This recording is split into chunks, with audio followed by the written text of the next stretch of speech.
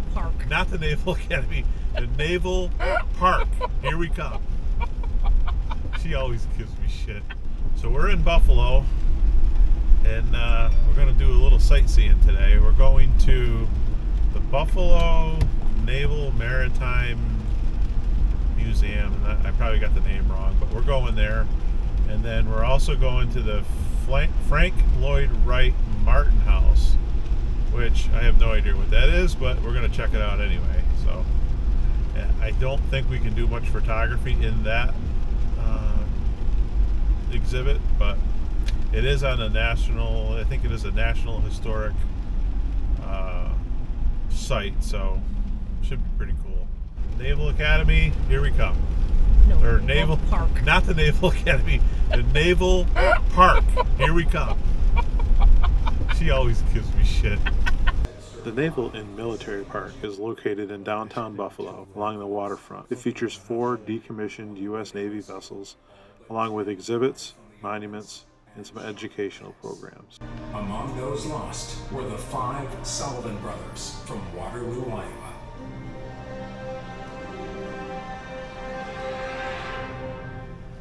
It seemed obvious after the attack on Pearl Harbor that their 3 brothers, Joseph, Madison, and Albert, would join them in enlisting. Their only demand for their service was that they be assigned to duty together, despite strict U.S. Navy regulations prohibiting such an arrangement. With the boys gaining national attention, the Navy rescinded their policy, a choice that led to devastating results for World War II. She was also the first ship commissioned in the U.S. Navy that honored more than one person.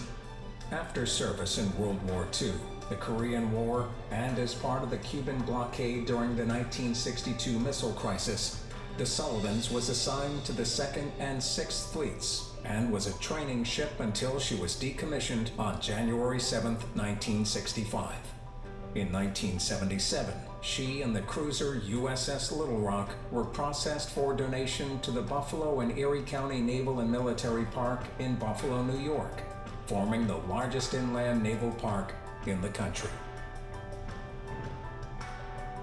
South Pacific Ocean, today.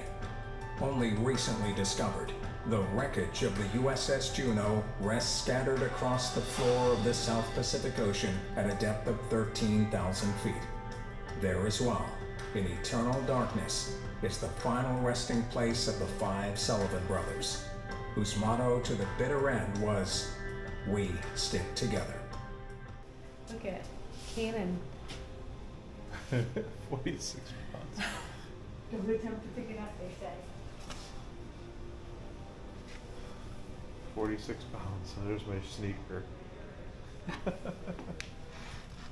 If that comes hit you in the side of the head.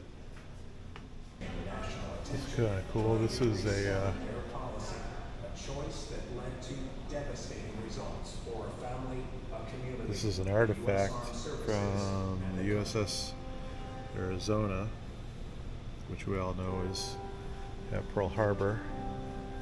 And I actually got the opportunity to go to Pearl Harbor. Pretty awesome experience. So this airplane right here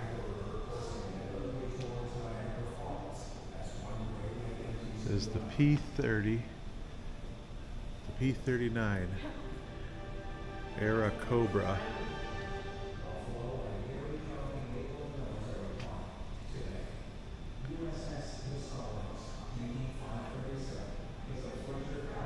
World War II, women on the production line producing these airplanes. I'll tell you what though, it takes a special person to fly one of these things. Amazing. They don't call it the greatest generation for nothing.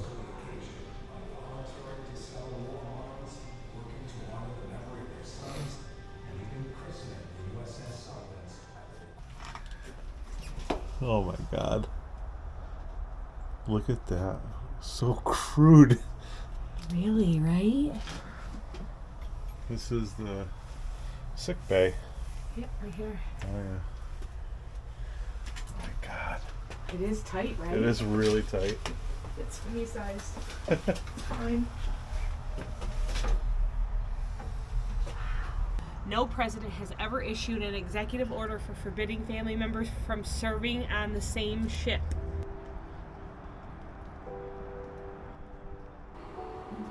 The self-guided tour starts out at the USS The Sullivans, which I'm not sure if you caught in the video there. It's named for the 5 brothers from Waterloo, Iowa, who lost their lives while serving together aboard the USS Juneau in November of 1942.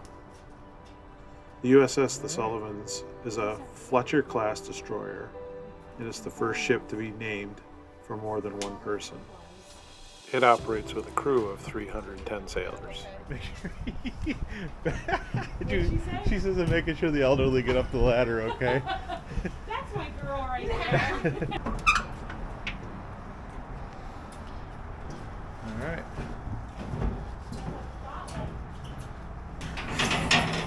Pilot house.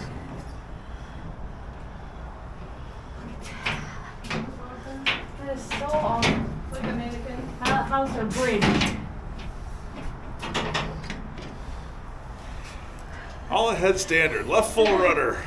This is a signal light. The USS The Sullivans served in World War II, the Korean War, the Cuban blockade, and assisted in rescue efforts of the nuclear submarine USS Thresher. The ship arrived in Buffalo in 1977 and is designated as a National Historic Landmark. It's taken a while to walk this boat, and this is the small boat.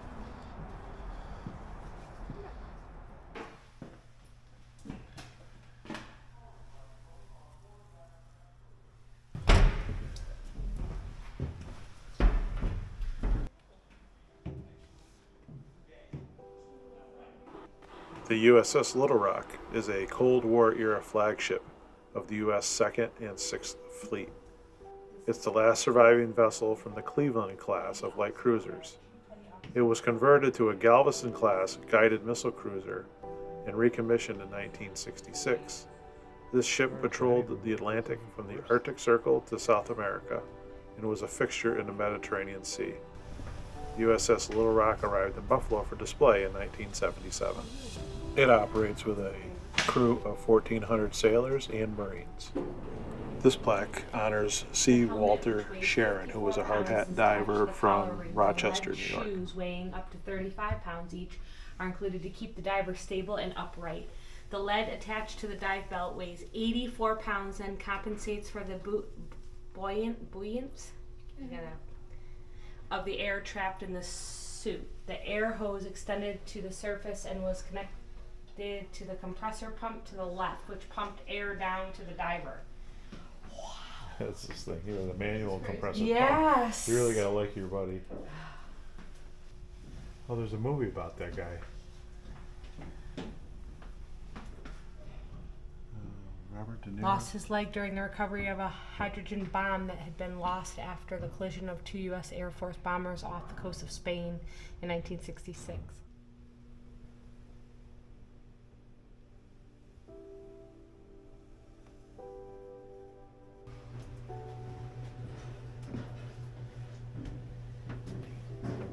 Crazy.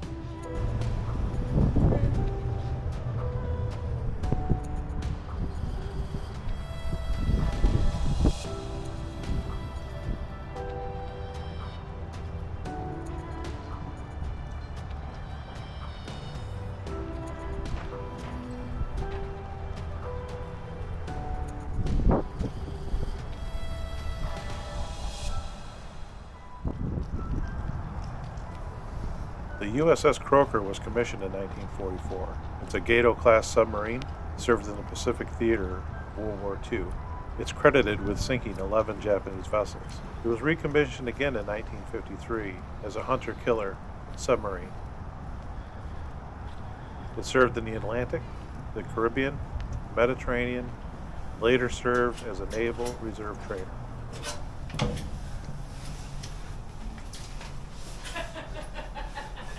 I'll fit. I don't know, baby. You might not fit into the next door. I'm teasing. You're gonna have to bend like a pretzel, though. Oh, torpedo room. Our favorite room. Oh, look at this, officer's head bathroom. The kitchen. Small bathroom. I can have my This is a. shit in there. What'd you say? Look at this. What did you say, Mel? She's I could not imagine taking a shit in there. right. You definitely get close to your friends here.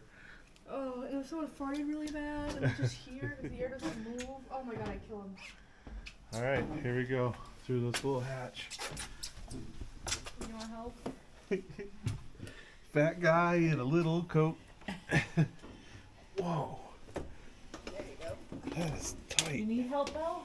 The croaker arrived in Buffalo for display in 1988 and is placed on the National and New York State Registries of Historic Places in 2008.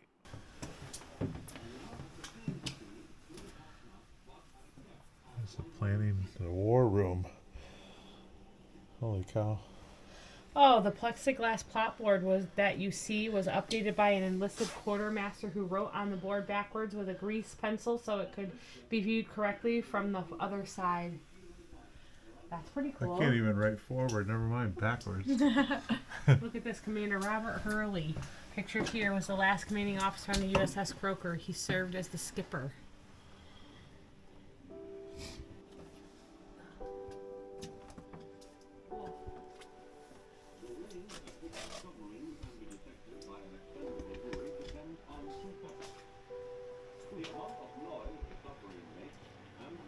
The USS Croaker is 311 feet long. It's powered by 4 General Motors diesel engines. It has a top speed of 21 knots, which is 39 kilometers per hour, and it has an 11,000 mile range.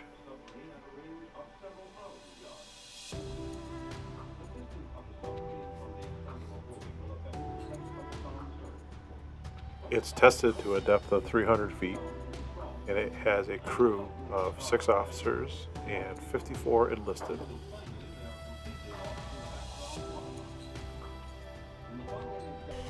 How tight this is.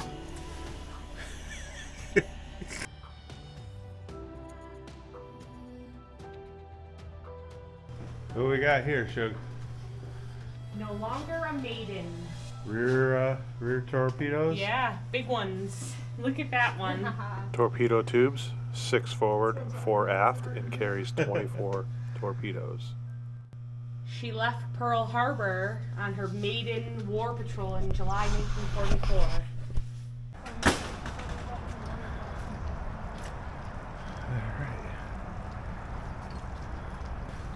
We just finished going on both cruisers and the submarine, and if you're ever in Buffalo and this kind of thing interests you at all, definitely worth a stop. I think we've been here about, let's see, we got here when they opened at 10, so it took us 2 hours to go through everything. Don't forget to go to the inside museum. They got a snack bar and stuff here too. We didn't go to that, but pretty cool place to catch up on your history.